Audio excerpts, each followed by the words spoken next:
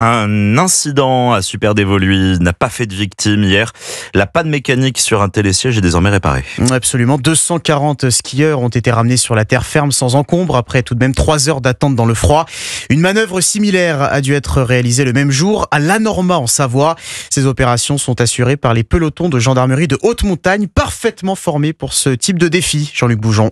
Ce type d'intervention n'est pas fréquent, en moyenne une fois tous les 5 ans. Pourtant, c'est un module de base de la formation des gendarmes de haute montagne qui interviennent donc d'abord en hélicoptère puis sur le télésiège, explique le lieutenant Nicolas Chaon du PGHM des Hautes-Alpes. L'hélicoptère élitreuil, un secouriste par siège, et le secouriste, une fois installé sur le câble porteur, descend à l'aide d'une corde jusqu'à hauteur du siège et de là peut équiper les skieurs bloqués avec soit des baudriers, soit des triangles d'évacuation et les moulines jusqu'au sol. Et évidemment, il y a des risques. C'est toujours des interventions qui sont délicates parce que l'environnement n'est pas sécurisé. En fait, on intervient sur un domaine skiable avec des remontées mécaniques, donc des obstacles artificiels, des obstacles naturels, des arbres, des câbles, et puis avec des personnes, donc des skieurs bloqués sur les sièges, les gens qui regardent un petit peu ce qui se passe aux alentours. Donc non, c'est jamais des interventions anodines. Les hommes du PGHM de Modane en Savoie avaient justement répété l'exercice il y a 15 jours, d'où la maîtrise parfaite de l'intervention de La Norma,